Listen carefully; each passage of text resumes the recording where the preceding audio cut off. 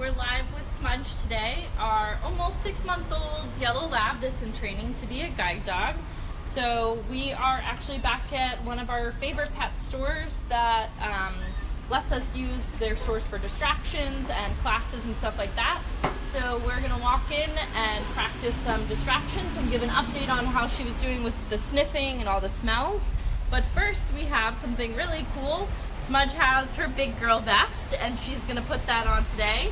So we have her full-length size vest instead of her little puppy cape. She's too big for her puppy cape. So we're going to go ahead and put that on. Oh, you look so pretty. So it's a little bit too big, but it's actually really good that her vest is a little too big and gives her room to grow, because it helps our dogs get used to their body reduce their body sensitivity and get used to having something on their back. All of our dogs have to wear either a harness or a service dog vest. So it's really important that our dogs are comfortable with different fabrics and different materials touching them. So it's a little big right now and it looks a little bit like a superhero cape, but it's really great and she looks awesome in it. All right, come on, Smudge. Smudger, come here. All right, so she's already ready to go in. We're gonna, of course, wait at our door.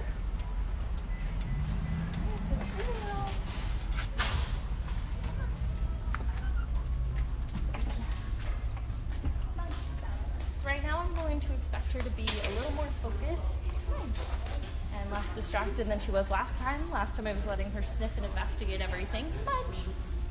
And this time I'm going to expect her to pay attention to me a little bit more. No, Smudge, no. And pay attention to me a little bit more and listen to what's going on with me and walk by different items. Smudge. Let's try that again. No. There we go. Good job. We're going to get her head in the game. So I'm going to be marking her with her marker word for her good behavior so we can get her focused on what I want her to do. Nice. So this is a pretty tight aisle. This is something that a lot of our handlers will have to do. Like I said, they have to buy their pet food and different treats and toys. And this is an aisle that is fairly similar to most grocery stores, but it has the added distraction of food. So it's really great that she's able to walk through this. So we're gonna walk through it, get her to not sniff at anything, and then turn back around and try to do it with less feedback from me because she is getting a little bit older. Good girl. Nice. Good job. Smudge. Hey. Right here. So she's a little sniffy and a little distracted, so I'm just going to get her focused on me by practicing some obedience. Sit. Nice.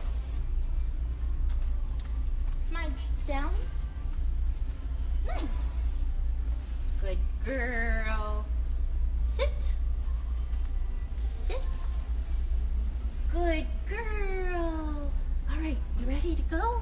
Yeah? Come on. Good girl. Nice. So I gave her some food reward for walking past that cat tower because she definitely wanted to sniff it. And I'm going to give her some food reward again for not sniffing what's on the shelves. Nice.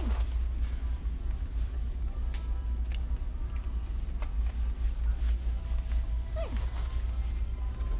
There we go. So with all of our puppies, just like we did last time, it's always important that we have our dogs being rewarded for good behavior rather than giving correction for poor behavior. So, nice. She's doing a really great job.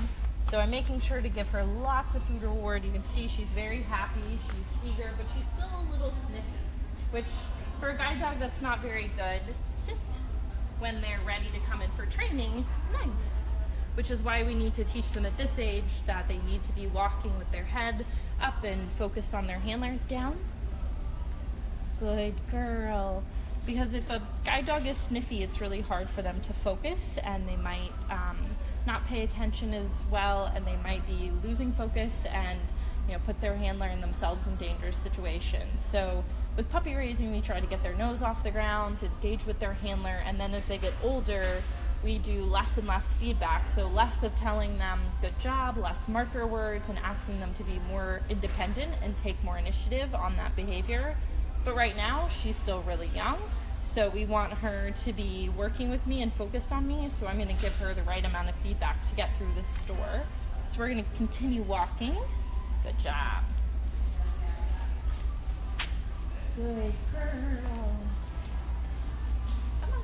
No. Good girl.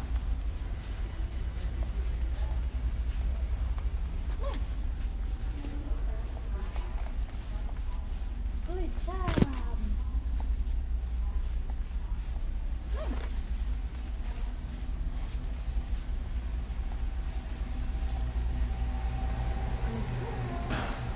So we have our dreaded toy aisle, sit. So as you know, and you've seen at home, Smudge has a ton of different toys. So we're gonna practice some self-control by putting some of these on the ground and asking her to walk by it. So right now she's practicing her sit stay. We've been practicing her stay at home and in different public areas. She's done a great job. Nice. Good girl. So at home she's allowed to play with her toys whenever she wants, but here, since we're in public, she has her vest on. We want her to leave these toys alone. So we're gonna be asking her to walk by them on a loose leash, and I'll be rewarding her appropriately as she walks by each one. Nice. Nice. Good girl. All right, you wanna try again?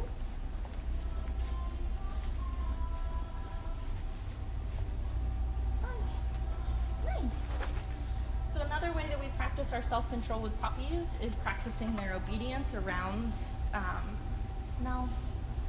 practicing our obedience around tempting items. So I'm going to practice some obedience with her. Sit. Nice. Smudge. Down.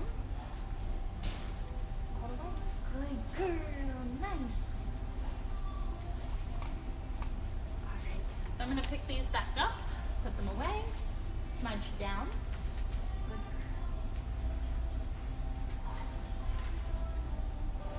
So one thing that's really important with our guide dog puppies is that they are able to maintain a position regardless of the environment or the distractions. So we have Smudge in a down stay right now. We're in an enclosed space in a store that we know. And so I'm just practicing walking near her. No, down. And keeping her to maintain her position, and she's doing a really great job. Nice. All right. And then I'm going to ask her to come. Smudge, come. Good girl. All right. And now we're going to head back over to the food where she was really tempted at the beginning. Ready?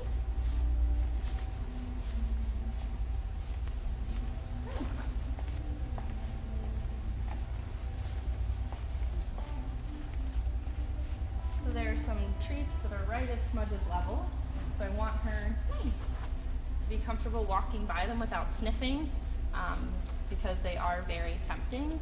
But just like when she's working on the streets, like New York City, or walking in a neighborhood, and there's something tempting, we want her to be comfortable walking by them without sniffing and investigating.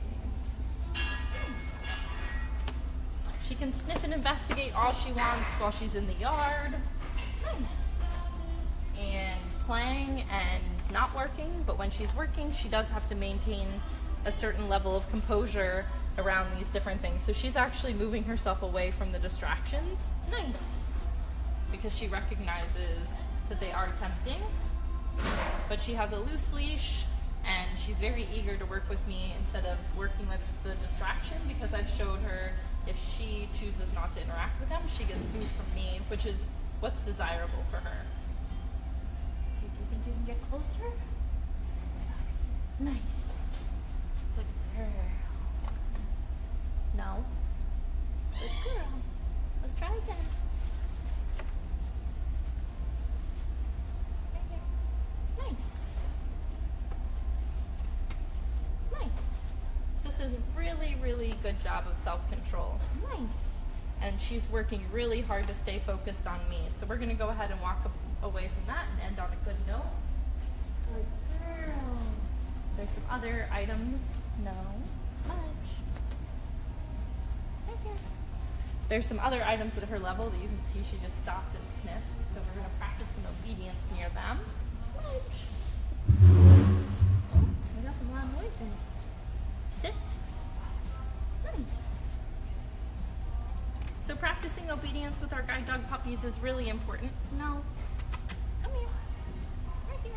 Because it gets our puppies to focus on us. It forms a bond between the handler, and it's a really fun way for them to interact with us.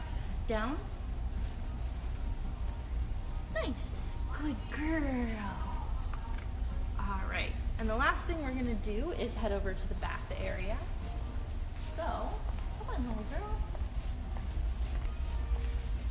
One way that our puppies are taught to have fun in areas that they might not necessarily be acclimated with is by using touch. So we're going to head on into the bath area. Excuse me. Good girl. Good job. Good girl. So there's lots of different smells in here. Other dogs have been in here before. So we're going to go ahead and take her little vest off. Smudge.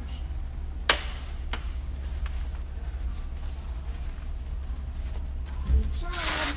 I know. And there's actually some steps that I want her to walk up. She hasn't been up steps like this before. They're stone, and then they go right into the bathtub. So we're actually going to use her cue touch to get her introduced to these steps to make them fun, because she does have to hop up them. They are kind of scary. So I'm going to use touch just to get her front paws up and then help her up the rest of the way. Smudge, touch. Nice.